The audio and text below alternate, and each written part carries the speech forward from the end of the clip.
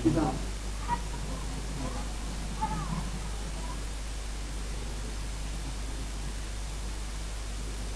আমরা গত মাসের 17 তারিখে একটা মামলা হয় শেরপুর সদর থানায়, প্রতারণার মামলা।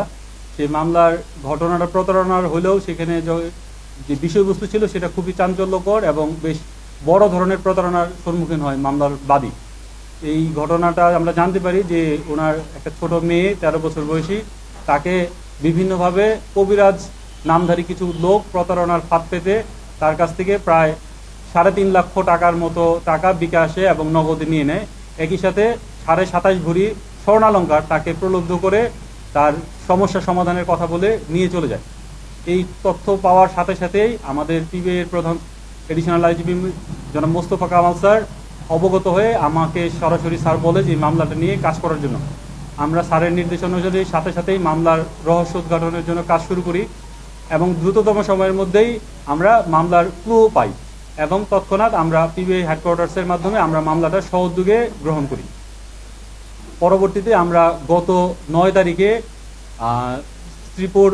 গাজীপুর জেলার শ্রীপুর মাওনা থেকে এই মামলার সাথে সরাসরি জড়িত 2 জন আসামি মুসা এবং রফিককে গ্রেপ্তার করে নিয়ে আসি এবং তাদের কাছ থেকে আমরা মামলার খুব গুরুত্বপূর্ণ কিছু আলামত উদ্ধার করি যে এতে প্রতীয়মান হয় যে তারা এই ঘটনার সাথে সরাসরি সম্পৃক্ত।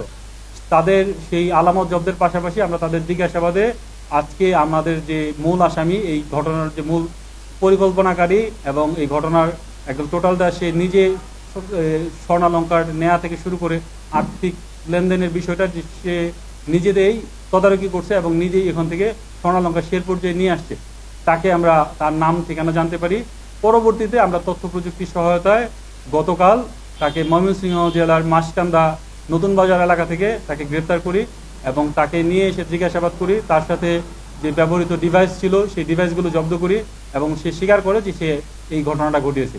পরবর্তীতে তার স্বীকারোক্তি মূলে তাকে নিয়ে অভিযান পরিচালনা করে তার বাড়ির পার্শ্ববর্তী বাগান থেকে মাটি খুঁড়ে এই যে প্রতারণায় যে হাতিয়ে নেওয়া প্রায় 27.5 ভরি স্বর্ণালঙ্কারের মধ্যে 25 ভরি 9 আনা 4 রতি স্বর্ণালঙ্কার আমরা উদ্ধার করি বাদীকে সাথে নিয়ে এবং বাদীর শনাক্ত মতে সেই স্বর্ণালঙ্কার আমরা জব্দ তালিকা মূলে জব্দ করি। এই ঘটনায় আমরা 3 জন আসামি টোটাল গ্রেপ্তার করেছি এখন পর্যন্ত, মুসা, রফিক এবং মনির। তো এদের আমরা আদালতে প্রেরণ করতেছি এবং পরবর্তীতে এই মামলা সংক্রান্তে আরও যারা জড়িত আছে তাদের বিষয়ে তদন্ত অব্যাহত রেখে তাদেরকেও আমরা আইনের আওতায় দ্রুততম সময়ের মধ্যে নিয়ে আসবো।